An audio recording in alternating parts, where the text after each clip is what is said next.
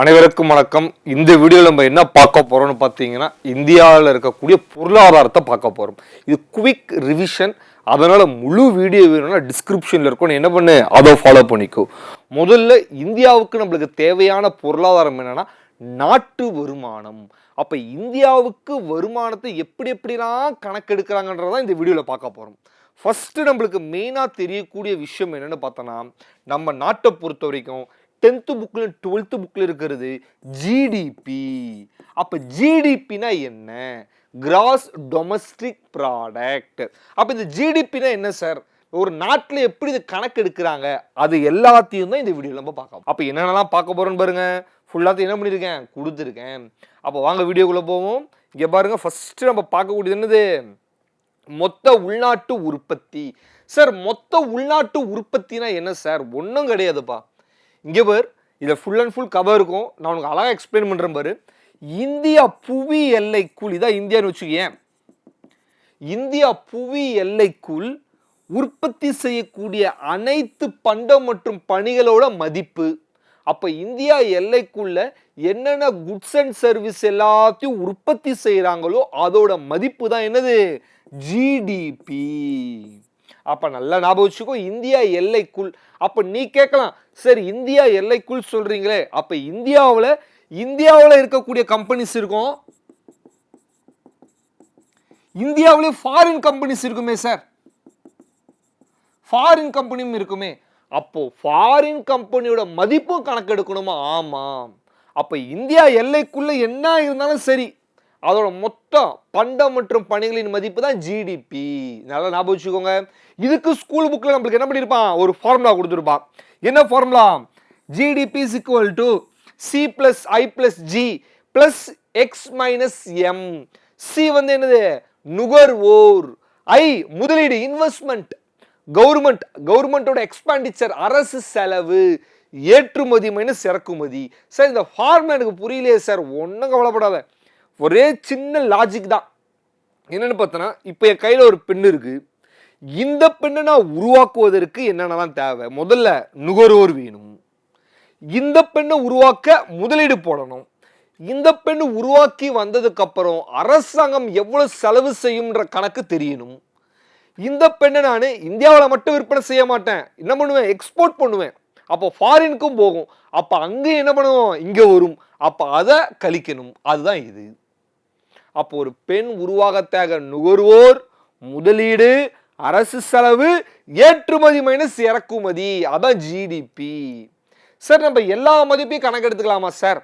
இப்போ நான் வீட்டில் வந்து பார்த்தீங்கன்னா சின்னதாக ஒரு பொம்மை செய்கிறேன், அப்போ அதோட மதிப்பு நான் கணக்கு எடுத்துக்கலாமா சார்? யாருக்கா விற்கிறேன்? அப்படி கிடையாது.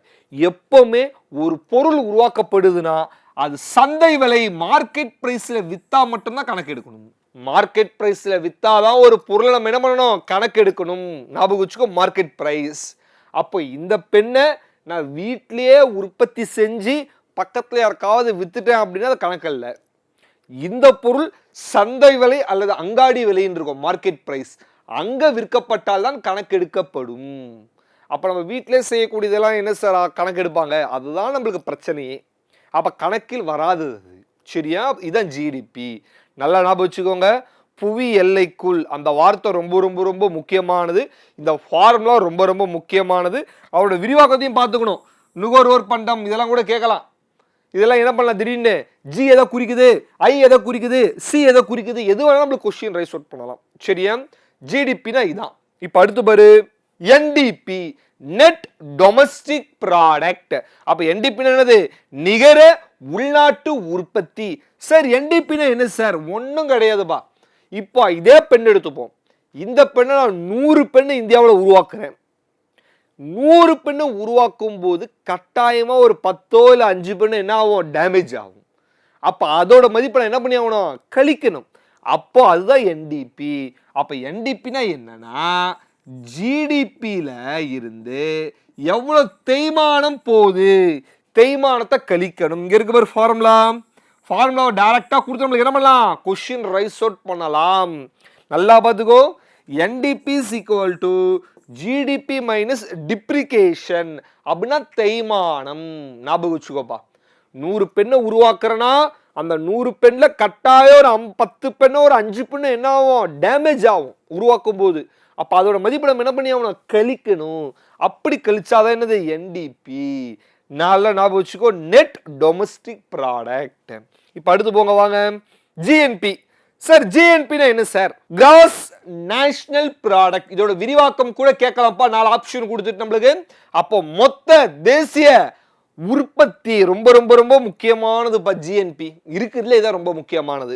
ஏன்னு பாரு, இங்க பாரு, உனக்கு பேசிக்கா பாரு. ஃபர்ஸ்ட், இந்தியா எல்லைக்குள் என்னென்னலாம் உற்பத்தி செய்யப்படுகிறதோ அதை கணக்கு எடுக்கணும். பிளஸ் வெளிநாட்டில் கிட்டும் லாபத்தையும் கணக்கு எடுக்கணும். சார் என்ன சார் சொல்றீங்க? அப்போ இந்தியாவில் இந்த பெண்ணை உற்பத்தி செய்யறாங்களா, அதை கணக்கு எடுக்கணும். இதே பெண் வெளிநாட்டில் இந்தியா கம்பெனி வெளிநாட்டில் இருக்கும்ல, இந்தியாவோட கம்பெனி, அப்ப அங்க உற்பத்தி செய்யறதையும் கணக்கு எடுக்கணும். அப்ப இந்தியாவில் உற்பத்தி செய்யறது நீ கணக்கு எடுக்கணும், வெளிநாட்டுல உற்பத்தி செய்யறது நீ என்ன பண்ணணும், கணக்கு எடுக்கணும். அது மொத்த மதிப்பு தான் என்னது, ஜிஎன்பி, கிராஸ் நேஷனல் ப்ராடக்ட். நல்லா ஞாபகம், கிராஸ் நேஷனல் ப்ராடக்ட். அப்ப நான் உனக்கு சொல்லி கொடுத்துட்டேன், இந்தியாவுக்குள்ள மட்டும் உற்பத்தி செஞ்சா அது பேர் ஜிடிபின்னு. அப்போ இதுக்கு ஜிஎன்பிக்கு ஃபார்முலா எப்படி எழுதலாம், ஜிடிபி பிளஸ் வெளிநாட்டில் கிட்டும் லாபம். இங்க கொடுத்துருக்காங்க பார், வெளிநாட்டில் கிட்டக்கூடிய என்னது, R minus P. R minus P எதை குறிக்குதுன்னா வெளிநாட்டில் கிட்டும் லாபம்.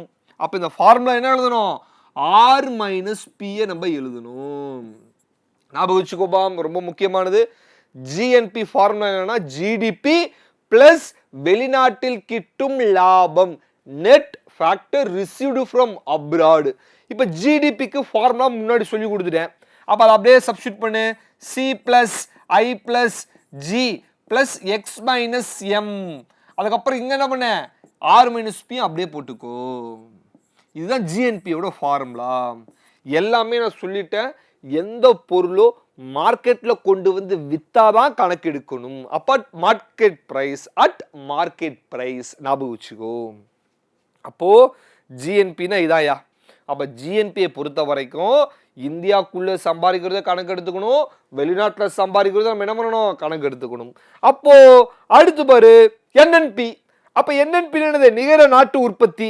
அப்ப என்என்பினா என்ன சார், ஒன்றும் கிடையாது, ஜிஎன்பியில இருந்து தேய்மானத்தை என்ன பண்ணணும், கழிக்கணும்.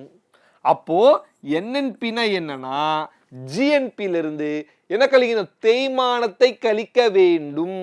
எப்படி பார்த்தாலும் இந்தியாவில் 100 சைக்கிள் உற்பத்தி பண்றாங்க, வெளிநாட்டில் ஒரு 100 சைக்கிள் உற்பத்தி பண்றாங்க. அதோட மொத்த மதிப்பையும் கணக்கெடுத்தா ஜிஎன்பி.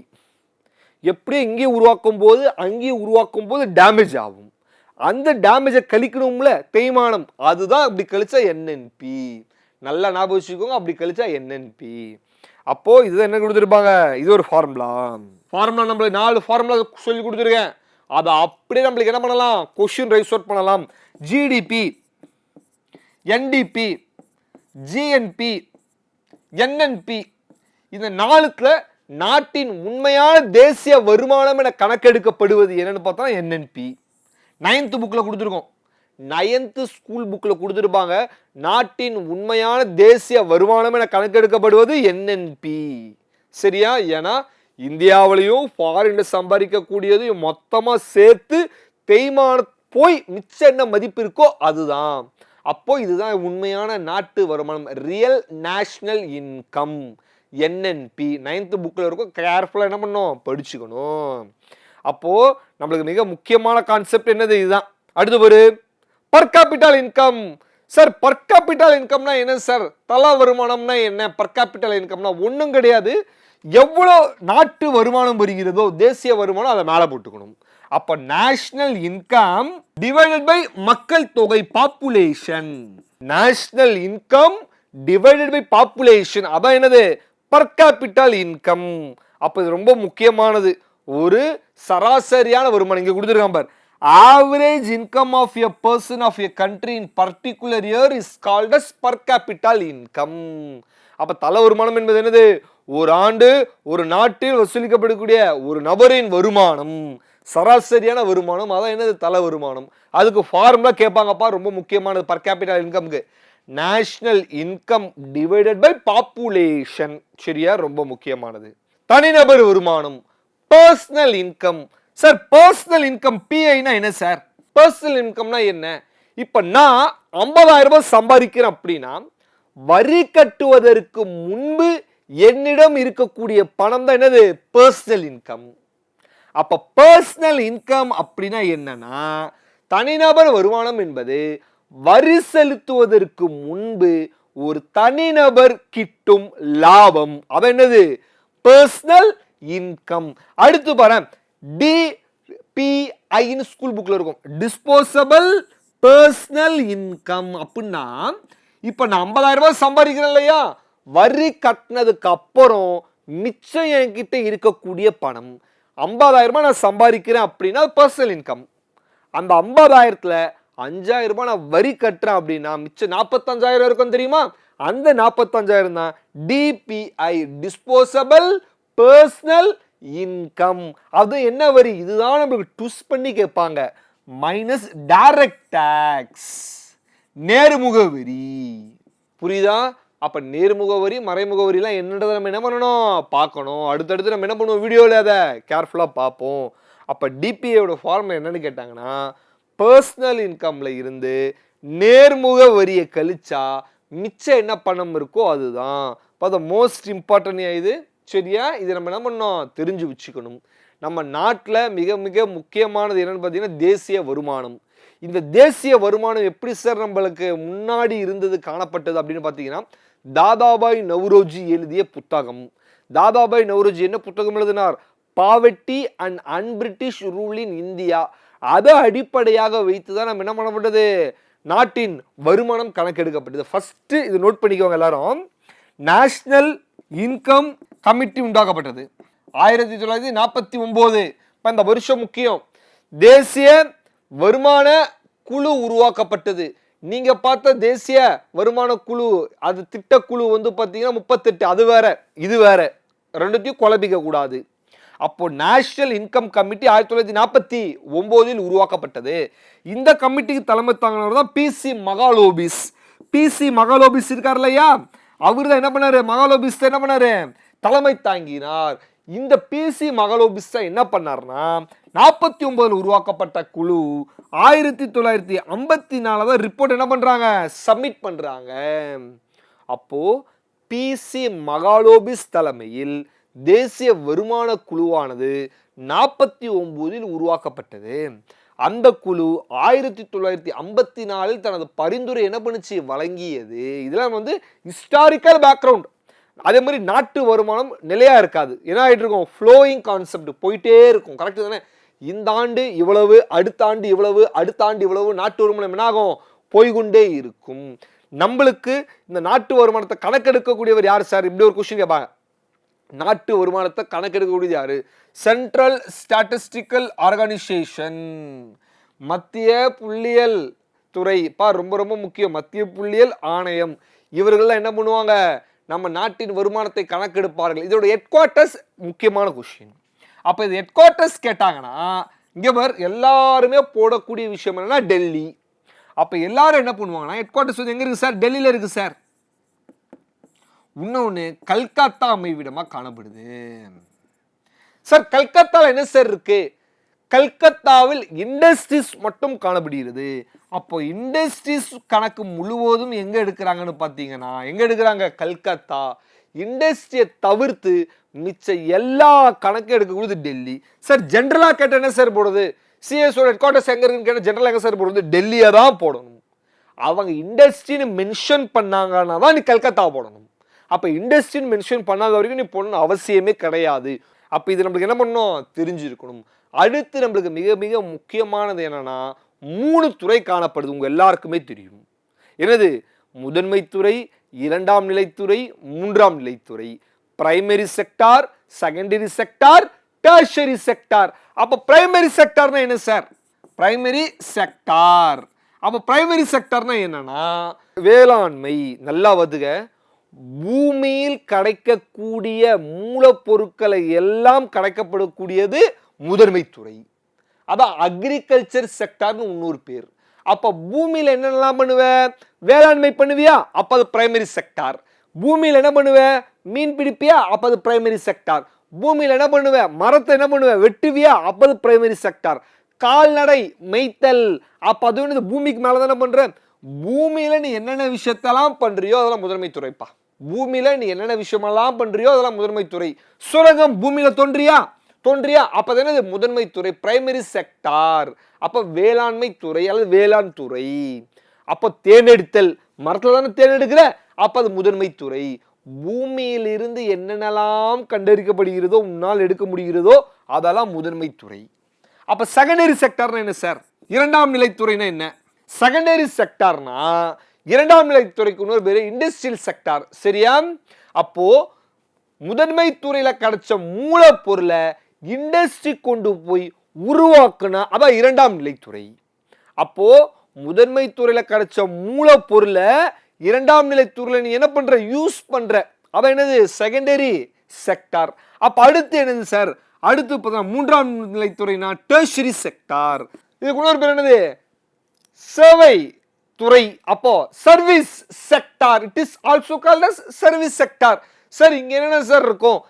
முதன்மை துறையில் இருக்கக்கூடியத இரண்டாம் நிலை துறையில நீ உற்பத்தி செய்யற, மூன்றாம் நிலை துறை அதை மக்களிடம் கொண்டு வந்து சேர்க்கும். அதாவது சேவை துறை. அப்ப மக்களிடம் கொண்டு வந்து சேர்க்கக்கூடிய கல்வி, டீச் பண்றனா வங்கி, டீச் பண்றனா அது. அப்போ முழுவதும் சேவை செய்யக்கூடியது யாருக்கு? மக்களுக்கு.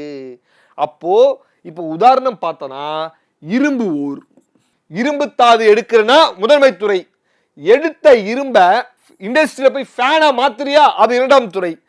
உருவாக்கின ஃபேனை மக்களிடம் கொண்டு வந்து விற்கிறியா? அது சேவைத்துறை. புரியுதா? அப்போ இதுதான் முதன்மை துறை. முதன்மை துறைனா வேளாண்மை நான் சொல்லிட்டேன். அப்போ வேளாண்மைனா அக்ரிகல்ச்சர். அப்போ அக்ரிகல்ச்சர் எங்க பண்ணுவாங்க? அடிக்கிற வெயில பண்ணுவாங்க, நாத்து நடுவாங்க. அதனால அவங்க என்னன்னு சொல்றாங்க? Red collar workers. அப்போ பிரைமரி செக்டார்ல வேலை பார்க்கக்கூடியவர்களை ரெட் காலர், சகப்பு பட்டை தொழிலாளர்கள் என அழைக்கப்படுகிறார்கள். அப்போ ரெட் காலர் ஒர்க்கர்னா யாருன்னு ஒரு கொஸ்டின் கேட்டாங்கன்னா பிரைமரி செக்டார் அல்லது அக்ரிகல்ச்சர் செக்டார், வேளாண் துறைன்னு சொல்லணும். சரியா? ஞாபகம் ஈஸியா வச்சுக்கிறதுக்கு வெயில்ல என்ன பண்றாங்க? வேலை பார்க்கறாங்க, ஞாபகம் வச்சுக்கோ. உழைக்கும் சின்னத்தின் வர்க்கம் என்னது? சிகப்பு. அப்படி ஞாபகம் வச்சுக்கோ. அப்புறம் இரண்டாம் நிலைத்துறை. இரண்டாம் நிலைத்துறைனா உங்களுக்கு தெரியும் இண்டஸ்ட்ரீஸ் முழுவதும் ப்ளூ கலர் காலர். அப்ப ப்ளூ காலர் ஒர்க்கர்ஸ், நீலப்பட்ட தொழிலாளர்கள். அதனாலதான் எல்லா இண்டஸ்ட்ரியிலும் யூனிஃபார்ம் என்னவா இருக்கும்? ப்ளூ கலர்ல இருக்கும். அதே மாதிரி ஷீட் கூட என்னவா இருக்கும்? ப்ளூ கலர்ல போட்டுருப்பாங்க எல்லா இண்டஸ்ட்ரியிலையும். காரணம் என்னது? Blue colour workers. Tertiary sector சேவை செய்யறாங்க நான் சொல்லிட்டேன். மக்களுக்கு சேவை செய்யக்கூடியது, மக்களிடம் கொண்டு வந்து சேர்க்கக்கூடியது, அது என்னது? சேவை செக்டார். அப்போ இந்த சேவை செக்டார்ல என்ன பண்றாங்கன்னு பார்த்தோம்னா பிங்க் கலர் ஒர்க்கர்ஸ். அதனாலதான் என்ன பண்றாங்க? எந்த சேவை அரசாங்கம் பண்ணுவதாக இருந்தாலும் பிங்க் கலர்ல என்ன பண்ணுவாங்க? அதை டிஸ்ட்ரிபியூட் பண்ணுவாங்க. உலக எய்ட்ஸ் டே டிசம்பர் 1 அதோட ரிப்பன் எப்படி இருக்கும்? பிங்க் கலர்ல காணப்படும். அப்ப சேவை செய்யக்கூடிய அனைத்தும் பிங்க் கலர்ல இருக்கும். அப்ப red collar worker, blue collar worker, pink collar worker. நம்மளுக்கு ஒயிட்டும் கோல்டு கூட இருக்கு. அது டெர்ஷரி செக்டார்ல இருந்து பிரியும். அது இப்போ இங்க நம்மளுக்கு என்னது? வேண்டாம். அப்போ இது முழுவதும் நம்மளுக்கு என்ன தெரியணும்? பூமியில இருந்து எடுத்தா முதன்மை துறை, எடுத்ததை கொண்டு போய் இண்டஸ்ட்ரியில போட்டா இரண்டாம் நிலைத்துறை, இண்டஸ்ட்ரியில இருக்கக்கூடியத மக்களிடம் கொண்டு போய் சேர்த்தா டெர்ஷரி செக்டார். அவ்வளவுதான். இப்ப அடுத்து பாரு, நாட்டு வருமானம் இருக்கு. சைமன் குச்னெட் நம்ம புக்ல போட்டிருக்கோம். நம்ம புக்ல என்ன கொடுத்திருப்பாங்க? சைமன் குச்னெட் என்ன பண்றாரு? நவீன ஜிடிபின்ற கான்செப்டை கொண்டு வந்தாருன்னு கொடுத்திருப்பாங்க. அப்ப நாட்டு வருமானத்தை எத்தனை வகையாக பிரிக்கப்படுகிறது? இதுவும் கேட்ட கேள்வி. அப்ப நாட்டின் வருமானத்தை மெத்தட மொத்தம் 3 பிரிச்சிருக்காங்க. எத்தனை பிரிச்சிருக்காங்க? அப்போ 3 மெத்தட்ஸ். அப்ப நாட்டு வரும் நேஷனல் இன்கம்ஸை கால்குலேட் பண்ணக்கூடிய மெத்தட் எத்தனை கேட்ட? 3. அப்ப ஃபர்ஸ்ட் ஒன் என்ன சார்? உற்பத்தி முறை, ப்ரொடக்ஷன் மெத்தட். அப்ப இந்தியாவில் என்னென்னலாம் உற்பத்தி செய்யப்படுகிறதோ அப்ப என்னது? ப்ரொடக்ஷன் மெத்தட், உற்பத்தி முறை. அப்ப நீ கேட்கலாம், சார் நீங்க எல்லா உற்பத்தி செய்யக்கூடியதும் சொல்லிட்டீங்க, அதான் ஜிடிபின்னு சொன்னீங்க, அப்போ உற்பத்தி மெத்தடும் ஜிடிபி ஒன்னா சார்? ஒண்ணுதான்ப்பா. அப்போ இந்தியா எல்லைக்குள் என்னென்னலாம் உருவாக்கப்படுகிறதோ ஜிடிபின்னு சொன்னீங்க. அப்போ உற்பத்தி மெத்தட், ப்ரொடக்ஷன் மெத்தட்னு சொல்றீங்க. அப்போ அதுவும் என்னென்னலாம் உற்பத்தி செய்யப்படுகிறதோ அதான் சொல்றீங்க. ரெண்டும் ஒண்ணா சார்? ஒண்ணுதான்ப்பா. இதுல ஒரே ஒரு பிரச்சனை என்ன தெரியுமா? இருமுறை கணக்கெடுத்தல். தமிழ்ல என்னது? இருமுறை கணக்கெடுத்தல். டபுள் கவுண்டிங் தான் மிகப்பெரிய பிரச்சனை. சார் டபுள் கவுண்டிங்னா என்ன சார்? இப்போ ரொம்ப ரொம்ப முக்கியம். இப்போ நிறைய டபுள் கவுண்டிங்கான விஷயங்கள் இருக்கும். ஒன்றும் கிடையாது. இப்போ பெஸ்ட் எக்ஸாம்பிள் பார்த்தோன்னா டீ எடுத்துக்கோ. நம்ம ஸ்கூல் புக்கில் தான் இருக்கும். டீ குடிக்கிறோம். டீக்கு என்ன வேணும்? பால் வேணும். டீக்கு என்ன வேணும்? சர்க்கரை வேணும். அப்புறம் டீ பவுடர் வேணும். கரெக்டாக? பால் கணக்கெடுக்கும் போது அங்கேயே கணக்கெடுத்துருவாங்க. பால் கணக்கெடுக்கும் போது உற்பத்தியில் அங்கேயே கணக்கெடுத்துருவாங்க. சர்க்கரை உருவாகும் போது அந்த இண்டஸ்ட்ரியில் என்ன பண்ணுவாங்க? சர்க்கரையை கணக்கெடுத்துருவாங்க. அப்புறம் பவுடரை உருவாக்கும் போது அங்கே கணக்கெடுத்துருவாங்க. Tea powder. அப்போ எல்லாம் ஒன்று சேர்த்து தான் டீ வருது. அப்போ டீயும் கணக்கெடுத்துருவாங்க. அப்போ இங்கேயும் கணக்கெடுக்கிறாங்க, மொத்தமாக உருவாகி வரும்போது இங்கேயும் கணக்கெடுக்கிறாங்க. அதான் இருமுறை கணக்கெடுத்தல் வருது. டபுள் கவுண்டிங் தான் மிகப்பெரிய பிரச்சனை. அப்போ ரொம்ப ரொம்ப முக்கியமானதுயா. நாட்டு வருமானத்தில் எது கீழ்கண்டவற்றுள் நாட்டு வருமானத்தில் மிக முக்கியமான பிரச்சனையாக கருதப்படுவது என்னன்னு கேட்டாங்கன்னா இருமுறை கணக்கெடுத்தல் இருக்கா? அப்புறம் டபுள் கவுண்டிங்கு. அந்த டபுள் கவுண்டிங் நம்ம என்ன பண்ணலாம்? போட்டால் கரெக்டாக இருக்கும். அப்போ ஃபர்ஸ்ட் என்னது? உற்பத்தி முறை. ரெண்டாவது வருமான முறை. அப்போ நாட்டில் என்னென்ன வழிகளெல்லாம் இருந்து வருமானம் வருகிறதோ அது வருமானம். அப்போ நாட்டில் சார் நான் உழைக்கிறேன், எனக்கு சம்பளம் கொடுக்குறாங்க, அப்போ அது வருமான முறையில் உள்ளடங்கிடும். சார் நான் கடன் கொடுக்குறேன், ரெண்ட் கொடுக்குறேன், வாடகை கொடுக்குறேன், வாடகை வாங்குறேன், இன்ட்ரெஸ்ட் வட்டி போகுது, சார் எனக்கு இந்த கம்பெனிலேருந்து லாபம் வந்துருச்சு, எல்லாமே இன்கம் மெத்தட். என்னென்ன வழிகளெல்லாம் இருந்து உனக்கு லாபம் வருகிறதோ, என்னென்ன வழிகளெல்லாம் இருந்து உங்களுக்கு பணம் வருகிறதோ அதெல்லாம் இன்கம் மெத்தட். மூணாவது செலவின முறை. மூணாவது என்ன? செலவு செய்யறது. அப்போ எக்ஸ்பெண்டிச்சர். செலவின முறை. இந்த செலவின முறைக்கு ஸ்கூல் புக்கில் ஃபார்முலா கொடுத்துருப்பான். நீ கேட்கலாம், சார் ஜிடிபிக்கு எழுதின ஃபார்முலாவே எழுதுறீங்களே சார், ஜிடிபியில் எல்லாம் உற்பத்தி, இங்கே எல்லாம் செலவு, நுகர்வோரின் செலவு, அப்போ முதலீடு போட்டவர்களின் செலவு, அரசின் செலவு, ஏற்றுமதி இறக்குமதி செலவு, என்னென்ன வழிகளெல்லாம் இருந்து செலவாகுதோ அதை கணக்கெடுக்கக்கூடிய முறை தான் என்ன முறை? செலவினை முறை. அப்போ செலவு செய்யக்கூடிய முறை. இந்த 3 மெத்தடில் இந்தியா பின்பற்றக்கூடியது உற்பத்தி முறையும் வருமான முறையும் தான். சார் அப்போ செலவின முறை கணக்கெடுக்க முடியாதா? நம்ம நாட்டின் மக்கள் தொகை அதிகம், அப்போ செலவின முறையின்படி கணக்கெடுத்தா எங்கேயோ போயிடும். ஆனால் பழைய ஸ்கூல் புக்கில் பார்த்தேன்னு வச்சுக்க, 2015 ஸ்கூல் புக்கில் பார்த்தோன்னா செலவின முறை கொடுத்து வச்சிருப்பான். இது 2 தான் கணக்கெடுக்கணும்னு கொடுத்து வச்சிருப்பான், உற்பத்தி மற்றும் செலவின முறை. பழைய ஸ்கூல் புக்கில் அது தப்பு, அதை மாற்றிக்கோ. ஃபஸ்ட்டு 2 தான் நம்ம நாட்டில் என்ன பண்ணுறோம்? கணக்கெடுக்கிறோம். 3 மெத்தடில் என்ன பண்ணுறாங்க? நாட்டோட வருமானத்தை கணக்கெடுக்கிறாங்க. நல்லா ஞாபகம் வச்சுக்கோ. மிக முக்கியமான பிரச்சனை என்னது? இருமுறை கணக்கெடுத்தல். சார் இருமுறை கணக்கெடுத்தல் மட்டும்தான் பிரச்சனையா சார்? டபுள் கவுண்டிங் மட்டும்தான் பிரச்சனையா? வேற எந்த பிரச்சனையும் இல்லையா? இருக்குப்பா, கருப்பு பணம். அப்போ இதெல்லாம் நம்ம எழுதணும். என்னென்ன பிரச்சனை எல்லாம் நாட்டு வருமானத்துக்காக வருகிறது? ஃபர்ஸ்ட் டபுள் கவுண்டிங், கவுண்ட் பண்ணக்கூடியது டபுள் ஆகுது, அது ஃபர்ஸ்ட். ரெண்டாவது என்னது? கருப்பு பணம், பிளாக் மணி. பிளாக் மணினா என்னன்னு தெரியும்? கணக்கில் காட்டப்படாத பணம் கருப்பு பணம் என அழைக்கப்படுகிறது. ரெண்டாவது. மூணாவது என்னது? நான் மானிட்டரைசேஷன். ஏதோ ஒரு விஷயத்தை அரசாங்கம் கொண்டு வந்தா அதை கண்காணிக்கக்கூடிய முறை என்ன மாறி போயிடுது, கண்காணிக்கல. அதான் நான் மானிட்டரைசேஷன். நாலாவது என்னன்னு பார்த்தோன்னா சேவை செய்யறது, பொதுமக்களுக்கு சோஷியல் சர்வீஸ் பண்றது. அப்போ சோஷியல் சர்வீஸ் பண்ணணும், அதோட கணக்கில் என்ன பண்ண மாட்டாங்க? நாட்டில் வருமானத்தில் கணக்கு எடுக்க மாட்டாங்க. அப்போ அதெல்லாம் என்னது? மிகப்பெரிய நாட்டு வருமானத்தில் பிரச்சனையா இருக்கு. இவ்வளவோ நீ தெரியணும். மெயினான பிரச்சனை இருமுறை கணக்கெடுத்தல், கருப்பு பணம், நான் மானிட்டரைசேஷன், சோஷியல் சர்வீஸ். இந்த 4 பாயிண்ட் எழுதிக்கோ. வீடியோவை பாஸ் பண்ணி எழுதிக்கோ. ரொம்ப முக்கியமான கண்டென்ட். இந்த 4த்துல நான் மானிட்டரைசேஷன் அதுவும் கருப்பு பணம் அதுவும் இருமுறை கணக்கெடுத்தல், இதெல்லாம் டிஎன்பிசியோட ரிப்பீட்டட் கொஸ்டின். சமீபமாக தான் கேட்கல, அது திரும்பவும் நம்மளுக்கு என்ன பண்ணலாம்? கேட்கறதுக்கான வாய்ப்புகளை உண்டாக்கலாம். நீ இதெல்லாம் தெரியறதுக்கு முன்னாடி இன்னொரு சின்ன விஷயம் மட்டும் உனக்கு தெரியணும். என்னன்னு பேஸ் இயர். பேஸ் இயர்னா அடிப்படை ஆண்டு. இந்த பெண்ணு இந்த வருஷம் 2025 உருவாக்குறேன். அப்ப 2026 இந்த பெண்ணோட மதிப்பு என்னன்னு கேட்கிறேன். இந்த வருஷம் உருவாக்கும் போது இந்த பெண்ணோட மதிப்பு 10 ரூபாய். 2026 இந்த பெண்ணை உருவாக்கும் போது நான் என்ன பண்றேன்னா 20 ரூபாய் விற்கிறேன். அப்ப எவ்வளவு அளவுக்கு ஏற்றமா இருக்கு? 10 ரூபாய் அதிகரிச்சிருக்கு. அது எப்படி சொல்ற? ஏதாவது ஒரு அடிப்படை ஆண்டு இருந்தால் தான் உங்களால் சொல்ல முடியும். அதான் பேஸ் இயர். அடிப்படை ஆண்டு. அப்ப அடிப்படை ஆண்டு ரொம்ப முக்கியமானது. ஃபர்ஸ்ட் அடிப்படை ஆண்டு 1948 இருந்து 49. அப்போ முதல் அடிப்படை ஆண்டு இதான்ப்பா, 48 இருந்து 49. இப்போ அடிப்படை ஆண்டு என்னன்னா 22 இருந்து 23. சரியா? அப்போ எப்படி கணக்கெடுப்பாங்கன்னா, இப்ப சும்மா சொல்றேன் உனக்கு புரியணுன்றதுக்காக நான் சொல்றேன். இங்க பாரு, இப்ப 48 இருந்து 49ல ஒரு பென்சில், இந்த பெண்ணோட விலை வந்து பார்த்தோன்னா 10 ரூபாய். அப்போ அதை வச்சு 50ல எவ்வளவு அளவுக்கு நாட்டின் வருமானம் உயர்ந்திருக்கு, அதான் அடிப்படை ஆண்டு. இங்கிலீஷ்ல பேஸ் இயர், தமிழ்ல அடிப்படை ஆண்டு. ரொம்ப முக்கியமான கான்செப்ட் இது. சரியா? நல்லா ஞாபகம் வச்சுக்கோ, ரொம்ப முக்கியமானது. எந்த ஒரு விஷயத்தையும் சந்தையில கொண்டு போய் வித்தாதான் அதை கணக்கு எடுக்கணும். Market price. இப்போ நீ புக்ல கொடுத்துருப்பான், அம்மா அப்பா காட்டக்கூடிய சேவையானது கணக்கில் எடுக்கப்படுமா எடுக்கப்படாதா? இப்போ நம்ம வளர்ந்துருக்கோம், சின்ன வயசுல இருந்து நம்ம அம்மா அப்பா நம்மளுக்கு அன்பு காட்டுறாங்க, நம்ம என்ன கேட்குறோமோ வாங்கி கொடுக்குறாங்க. அவங்க சின்ன வயசுல இருந்து நம்மளுக்கு என்னென்னலாம் தேவையோ அந்த சேவையெல்லாம் செய்கிறாங்க.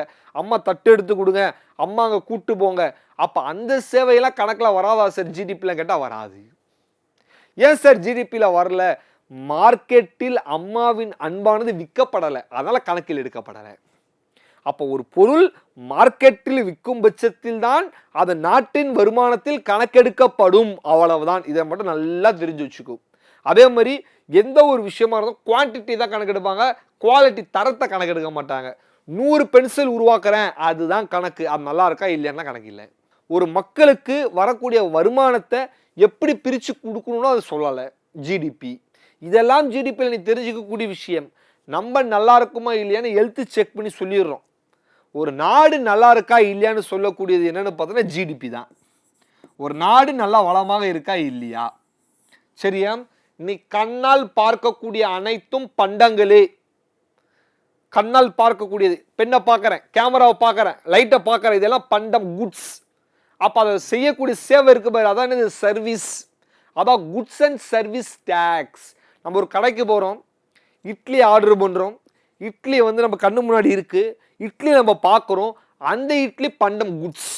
அந்த இட்லியை ஒருத்தர் கொண்டு வந்து வைக்கிறார் தெரியுமா, சேவை, அது சேவை. நீ பார்க்கக்கூடிய பண்டத்திற்கும் பணம் கட்டணும், சேவைக்கு என்ன பண்ணணும், நீ பணம் கட்டணும். அதான் குட்ஸ் அண்ட் சர்வீஸ் டேக்ஸ்.